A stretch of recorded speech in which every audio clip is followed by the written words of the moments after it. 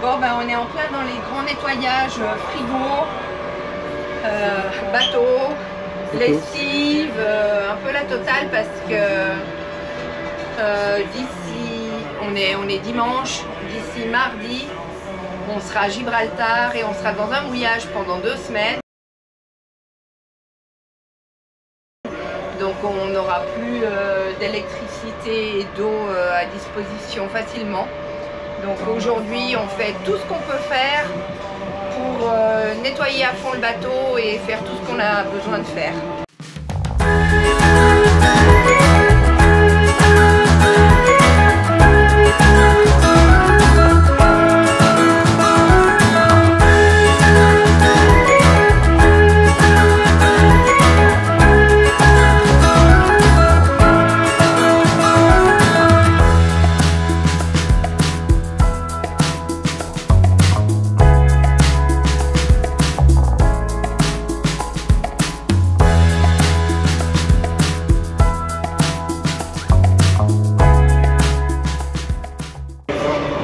Moi j'ai fait des petits bricolages, j'ai rajouté des petits bouts de Dynéma pour pouvoir tirer plus facilement ce genre de fermoir. Il y en a également sur l'annexe, on galérait chaque fois à recoller tout ça. Qu'est-ce que j'ai fait encore? Ah oui, j'ai fait... On a un problème, enfin tous les gens qui ont fait du catamaran sur ce genre de bateau ont des problèmes avec la chaîne. Quand la chaîne remonte, elle rentre dans le puits de chaîne, donc elle remonte par là. Ça c'est le gain d'eau électrique, la télécommande est ici, et ensuite elle passe, elle arrive dessous dans le puits de chaîne. Et le problème c'est qu'elle tombe comme ça, elle s'empile. Elle forme une pyramide et quand la pyramide elle est remplie jusqu'en haut, et le gain d'eau il s'arrête. Et c'est régulièrement, quand on est dans des manœuvres, remonter l'ancre, il faut que ce soit fait rapidement. Donc, il y a 2 solutions.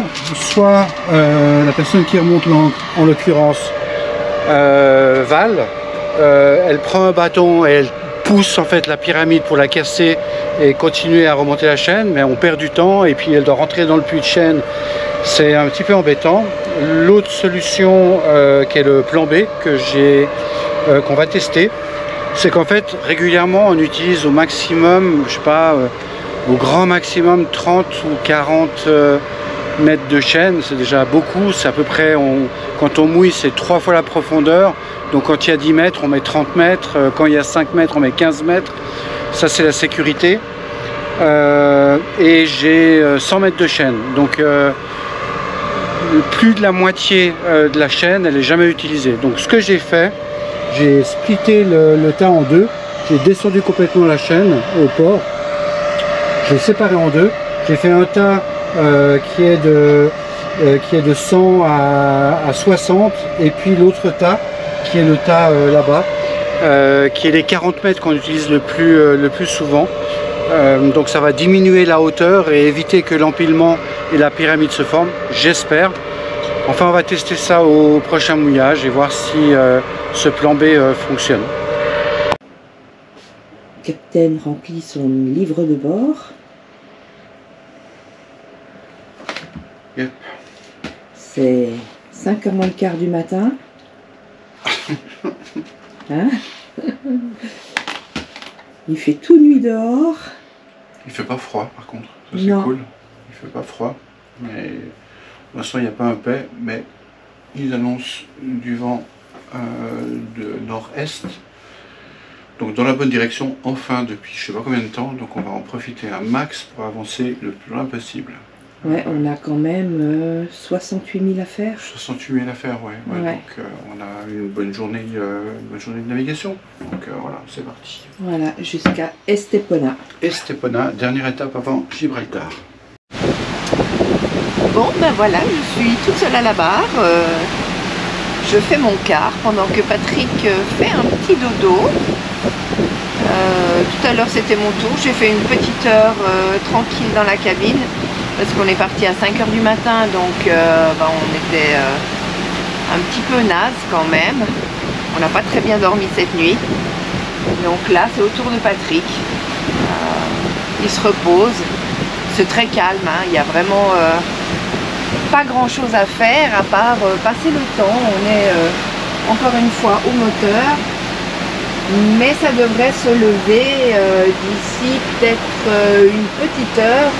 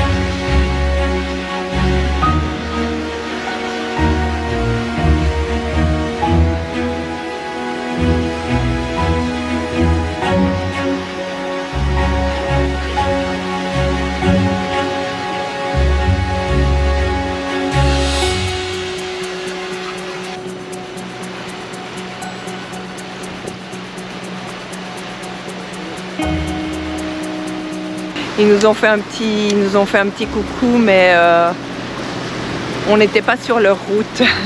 Ils ont continué, ils sont partis maintenant. Ils étaient beaucoup, hein? Ouais. On va le surprendre.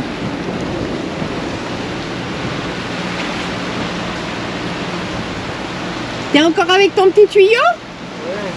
Ouais. Ouais, si on doit aller à l'avant, là, c'est juste l'horreur.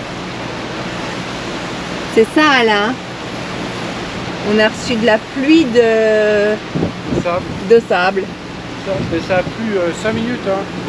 Le bateau, ouais, ça a plu 5 minutes et c'est dégoûtant. À se demander si c'est vraiment du sable. Hein. Ouais. C'est une drôle de pluie. C'est bien jaune comme du sable. Hein. Hein? C'est bien jaune comme du sable. Ouais, bah ça.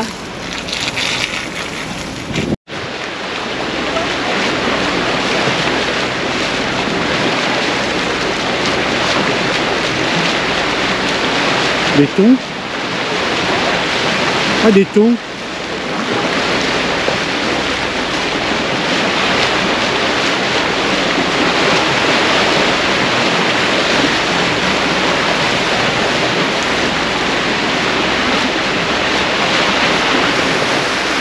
Et j'ai pas encore de canne à pêche.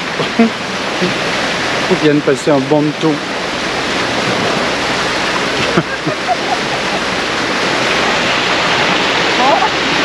De la canne à pêche.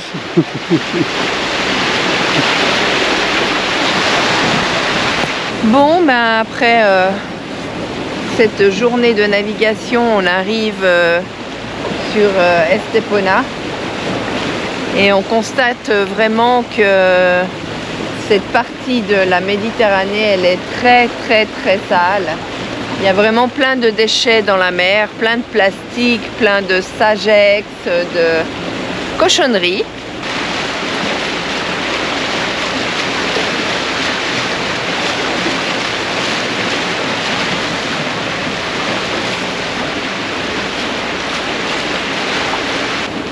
Donc on est prudent, je reste à l'avant du bateau et je regarde qu'on ne se prenne pas un filet. Et puis voilà, quoi, on va bientôt arriver.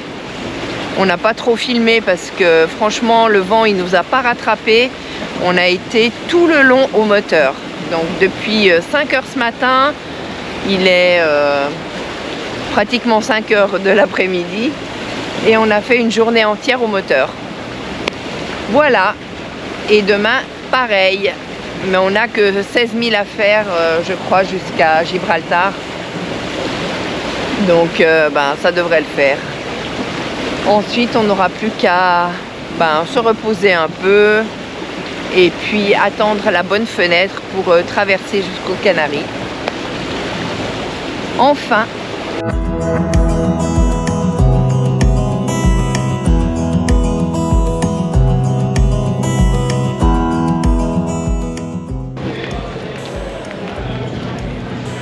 C'est la capitainerie. C'est la capitainerie. C'est joli. Ça fait un petit air déjà Un peu moins mort. du Maroc, tu sais, un peu. Un petit air de l'autre côté.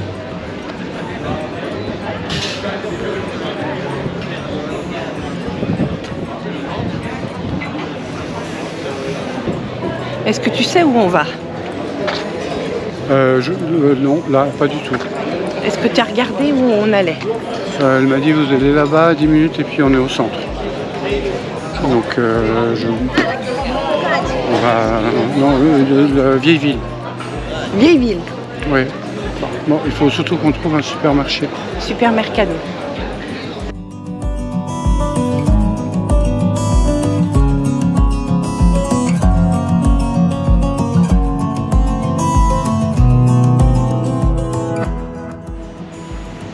Et bien après une journée de navigation au moteur, Oui, on est resté assis pendant où on est resté assis pendant, de 5h ce matin à 5h ce soir. voilà, ce qui n'est pas bon, Ouais. et bien voilà, on va marcher jusque là-bas, tout au fond, tout au fond, tout au fond. Voilà. Mon capitaine, il a décidé que le centre-ville était tout là-bas au fond, tout là-bas au fond. Il m'a dit 10 minutes à pied, donc... Bon, ben voilà, on y va.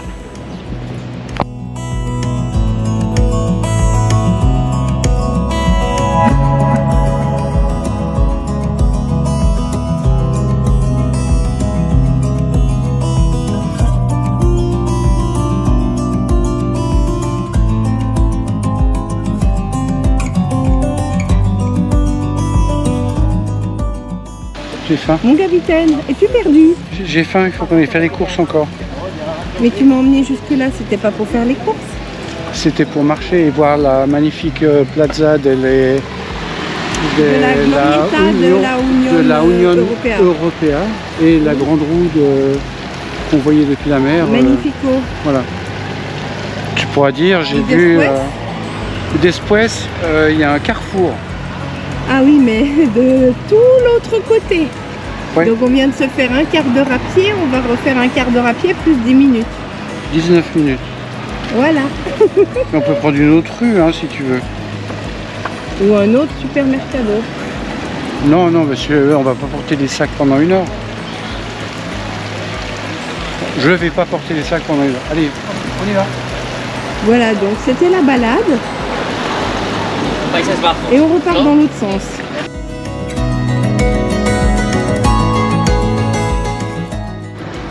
Bon, on quitte le port d'Estepona et comme vous pouvez le voir, c'est vraiment, vraiment, vraiment dégoûtant. Regardez-moi ça. Partout, partout, des bidons, des choses qui flottent. C'est vraiment... mais sale. Ce port, il est très sale. C'est dommage parce que par ailleurs, la ville, elle est assez jolie. On a très bien mangé hier soir dans un restaurant indien sur le port, en face du port, enfin en face du quai, je veux dire. On a vraiment très bien mangé. Mais c'est vraiment dommage pour la mer, quoi, pour ce côté de saleté de l'eau, quoi. Ça fait mal au cœur, vraiment. Parce que même à la caméra, vous ne vous rendez pas compte en fait de l'ampleur de saleté, non seulement du port, hein, mais aussi à l'extérieur. Hein. Donc voilà, on part d'Estepona, là c'est 10 h. Et on va à Gibraltar. Un dernier jour sans vent, donc mer d'huile, pas de vent. On a pris cette fenêtre là pour avancer parce que à partir de demain, 1, il va y avoir de la pluie, 2, c'est le vent d'ouest qui recommence à souffler et fort, jeudi très fort. Donc le vent d'ouest c'est ce qui va dans le mauvais sens pour nous. Voilà, aujourd'hui dernière étape et on commence à distinguer là-bas et c'est Gibraltar baby, yes, le fameux rocher de Gibraltar.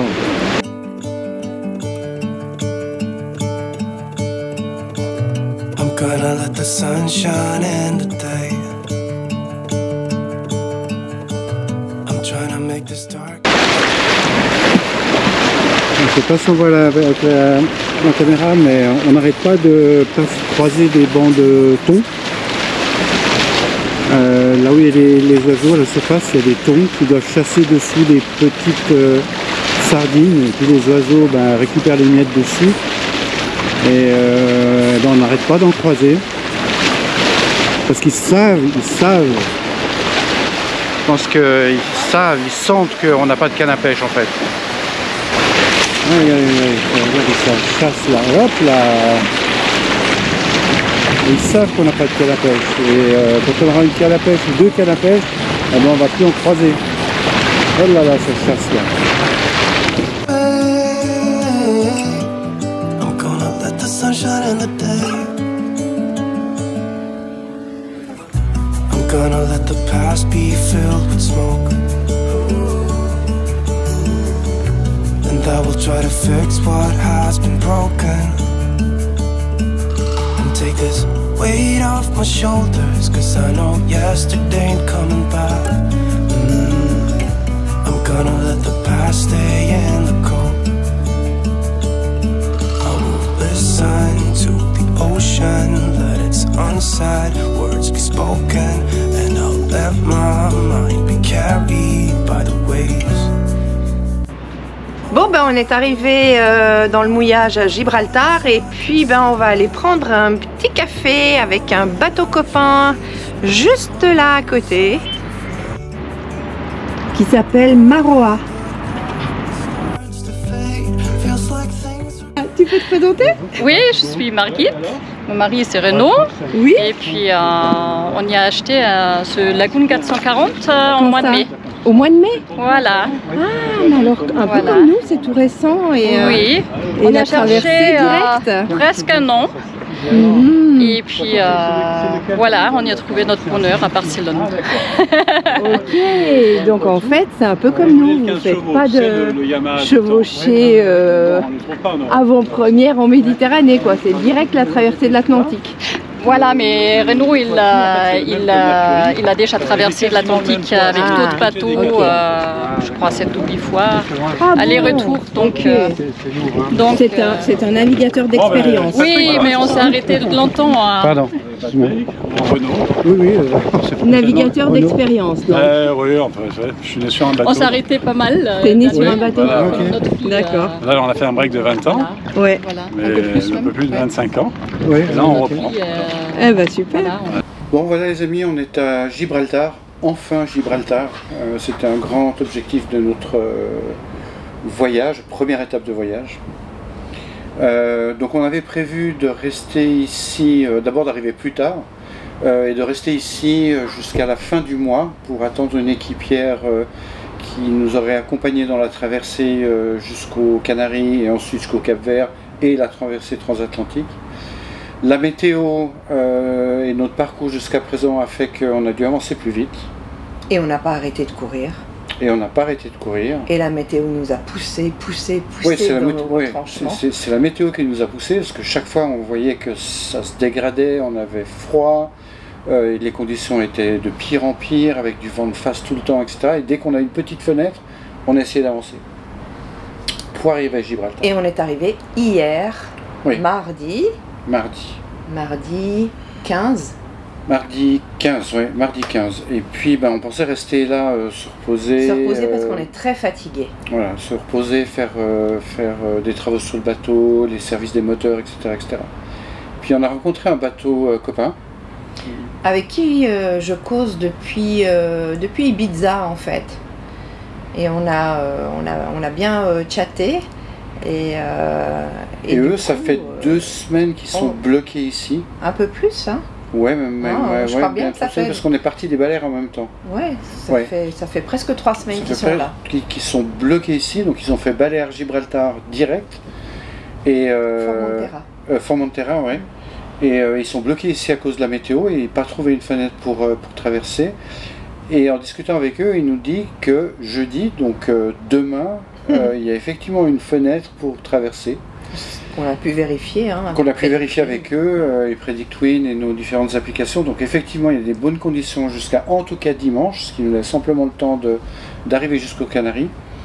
Donc on a pris la décision de partir demain avec eux, donc c'est bien. Au revoir Tarifa, au revoir le repos. Ouais. Mais bon, voilà. On se reposera, j'espère encore plus aux Canaries. C'est ce qu'on se dit à chaque fois. Ouais, c'est ce qu'on se dit à chaque fois. Mais bon, non, cette fois, non, on va rester pratiquement 3 semaines, un mois aux Canaries. Donc déjà, j'espère que la météo sera meilleure aux Canaries. C'est 24 degrés toute l'année. Et puis on a vu, en tout cas aujourd'hui, qu'il y avait plein de bateaux qui arrivaient, beaucoup de catamarans, et tous vont certainement traverser ou demain ou vendredi au plus tard. Mais en tout cas, la fenêtre se confirme. Ouais, donc voilà, on veut pas la rater. On ne sait pas quand est-ce que la prochaine arrivera, surtout. On ne veut surtout pas rester coincé ici, parce que Gibraltar, à part le rocher, c'est un grand port avec des pétroliers partout. C'est pas... Et puis il fait froid. On a froid. Oui, et puis on a froid, Ben, c'est l'Angleterre. Il pleut. Il fait froid. Donc voilà, demain, grand départ. Donc ça, c'est notre première grande traversée. Donc 4 jours à 2. Et ben voilà, on va raconter tout ça et vous expliquer comment ça se passe. On se réjouit. Voilà. On appréhende un petit peu. Mais bon, ça va le faire. Bah écoute, c'est la première étape avant le Cap Vert qui est 1 semaine. Et puis après la traversée Atlantique, la transatlantique est 2 semaines. Donc voilà, c'est un bon rodage de faire 4 jours. On va se tester, on sera que 2, mais bon voilà. Mais on est motivé et puis ça va le faire. Voilà, allez, à nous l'Atlantique. Un petit aperçu du mouillage de Gibraltar en fin de journée. Le soleil commence un peu à percer, ils annoncent du beau pour demain. On voit que tous les bateaux sont un peu rassemblés là et que demain matin, je pense que ça va être un petit peu le signal de départ. Les conditions, la fenêtre météo pour la descente vers les Canaries est bonne. Donc voilà, tout le monde est sur le qui-vive pour cette petite éclaircie et fenêtre qui s'ouvre pour pouvoir descendre jusqu'aux Canaries. On pense entre 3-4 jours de navigation pour arriver là-bas. On va le faire avec un bateau copain. Donc on sera 2 pour traverser le détroit de Gibraltar. Il y a toujours un petit peu cette angoisse par rapport aux orques.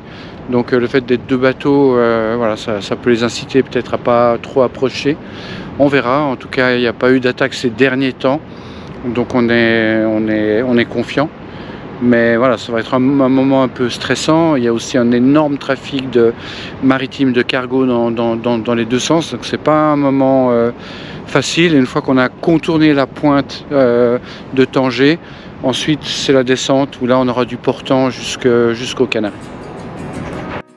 Et la semaine prochaine, vous nous retrouverez en pleine traversée pour rejoindre les îles Canaries. Une traversée pleine de rebondissements, de frayeurs et d'émotions, de beauté et de joie. Alors, à la semaine prochaine. N'oubliez pas de vous abonner. À très vite.